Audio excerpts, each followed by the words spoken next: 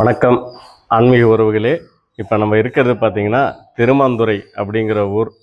அதாவது சூரியனார் கோயிலேருந்து ஒரு கிலோமீட்டர் தூரத்தில் இருக்குது. இந்த திருமாந்துறையில் இருக்கிற அட்சயநாதர் யோகநாயகி அம்மன் அந்த ஆலயத்தில் தான் நம்ம இருக்கிறோம். இந்த கோயிலுக்கு உங்களால் ஒரு சிறு உதவி தேவைப்படுது. இந்த கோயிலில் சிவனுடைய அர்த்த மண்டபம் சொல்கிறோம் இல்லைங்களா, அந்த மண்டபத்துக்கு கீழே கல் தளம் போடணும்.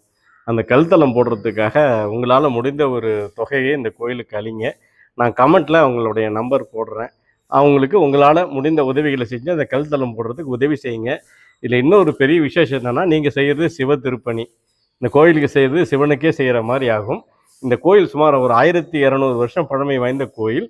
இன்னொரு பெரிய விசேஷம் என்னென்னா, இந்த கோயிலுக்கு முன்னாடி சிவப்பணி செஞ்சு இந்த கோயிலை கட்டி இது பண்ணவங்க யாருன்னு கேட்டிங்கன்னா, சோழர் குலத்துக்கே ராஜமாதாக விளங்கிய செம்பியன் மாதவி அம்மையார் தான் அந்த கோயிலுக்கு திருப்பணி செஞ்சுருக்காங்க.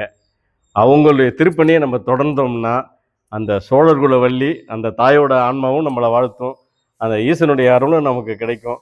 நல்லபடியாக நம்மளால் முடிந்த ஒரு உதவியை இந்த கோயிலுக்கு செஞ்சு அந்த சிவத்துண்டில் நம்மளும் பயன்பெற்று சிவனுடைய அட்சயநாதருடையும் யோகநாயகி அம்பாவுடையும் அருளை பெறுவோம்.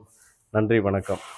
ரோகிணி நட்சத்திரத்துக்கும் விருச்சிக ராசிக்குரிய கோவில். சந்திரனுக்கு 27 மனைவி. ரோகிணிங்கிற மனைவி ஒன்று நேசிக்கிறார். மற்ற 26 பேர் உதாசீனப்படுத்துறார். அந்த 26 பேர் என்ன சொல்கிறார், நீ அழகாக இருக்கன்னு கல்யாணம் பண்ணுறோம், நம்மளை இவர் மதிக்கலை அப்படிங்கலாம் அந்த 26 பேரும் தன்னுடைய கணவருடைய அழகு போட்டும் சாபம் விடுறா. அப்போ ஒவ்வொரு நாளைக்கும் ஒரு சாபங்கள் விடுறதுனால ஒவ்வொரு நாளைக்கும் ஒரு கலை குறைகிறது. அதை தான் இன்னி வரைக்கும் நம்ம தேய்பிறேன்னு சொல்கிறோம். நல்லா இருந்தால் தானே தேய்மானம் ஏற்படும் இல்லையா? இப்போ தேய்மானம் ஏற்பட்டது மனைவி சாபத்தால். அந்த சாபம் ஏற்படுறதுனா 15ஆவது நாள் இங்கே தஞ்சம் போடுறார். ஐயோ பரமேஸ்வரா, நான் மனைவிக்கு துரோகம் பண்ணிட்டேன், என்னை காப்பாற்றுன்னு சொல்லி பரமேஸ்வரனோட தஞ்சம் போடுறார். இப்போ பரமேஸ்வரன் காட்சி கொடுத்து, உன்னுடைய மனைவி சாபம் பொல்லாது, அவா சாவுபடி குறைஞ்சிடுவா, என்னுடைய திருவருளால் இன்றிலிருந்து வளர்ந்துவான்னு சொல்லி வளர்ப்பறைங்கிற ஒரு ஏற்படுத்துகிறார். அதுதான் இந்த கோயிலில் வளர்ப்பறை ஏற்பட்ட க்ஷேத்திரம். இங்கே போனால் அவளுக்கு மனக்கட்டங்களும் சகல ஐஸ்வர்யங்களையும் உண்டாகிறதாக ஐதீகம் உண்டு.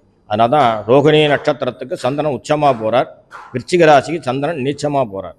அதனால் ரோகிணி நட்சத்திரத்துக்கும் விருச்சிக ராசிக்குரிய கோவில், விருச்சிக ராசிக்கும் இங்கே பரிகாரம். 2வது